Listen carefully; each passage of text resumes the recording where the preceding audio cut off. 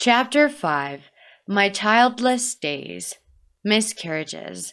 It's a blessing to have your children and to teach them about God.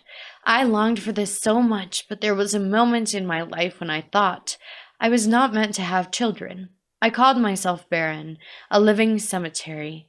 Whenever I did get pregnant, it won't be long before I had a miscarriage. Let me tell you about it. Don't take her away from me. She needs her mommy.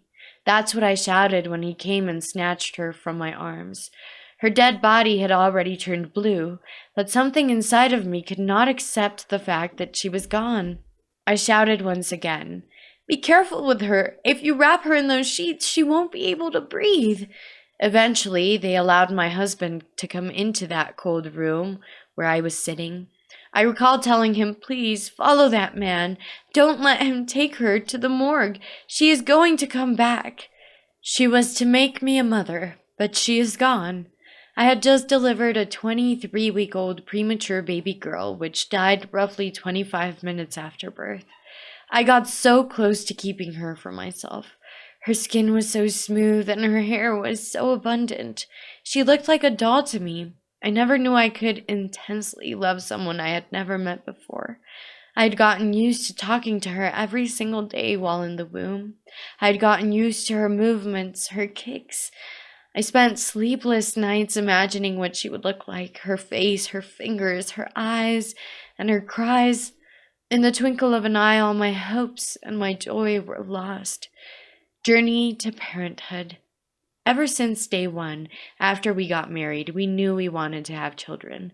Therefore, immediately after our wedding, we started our journey towards parenthood.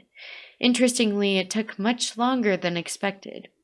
The first year of marriage passed and no children. After the second year, we started suspecting that something might be wrong.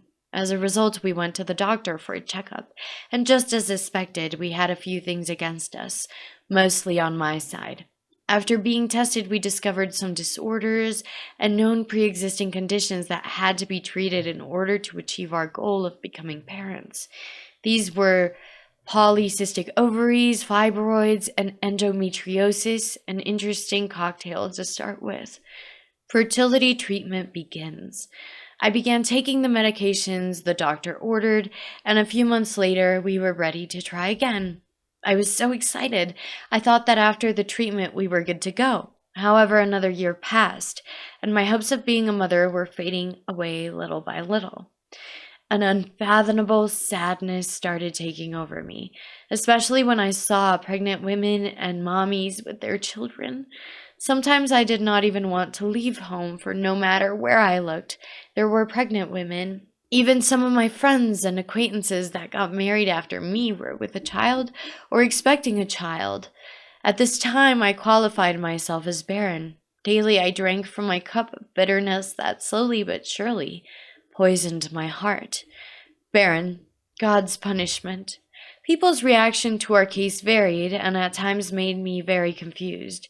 We had the well-intended brethren that kept insisting that one or both of us must have sinned and my womb had been shut as God's punishment. I confessed every single sin I could remember and probably repented for a few not yet committed. I was sure I was clean, but still no pregnancy. Others suggested natural remedies that went from extremely expensive honey mixtures that cost up to $300 an ounce to very bitter leaves teas. Some suggested wrapping my lower abdomen close to my womb as tight as I could for a few hours. Others assured me that some warm pads covering my tummy would do. I can't remember how many things I tried, but all to no avail. There was even a time they tempted me with a proposal that promised a definite solution. A coworker felt touched after hearing my story of how, after almost 4 years of marriage, we still had no children. She immediately disregarded my concerns and said she knew exactly how to fix the issue. Of course she had my attention. It's then that she explained how so many other women had been successful in getting pregnant, after completing a ritual that required bathing in some river with flowers in my hand at 12 midnight. She lost me the moment she mentioned a river.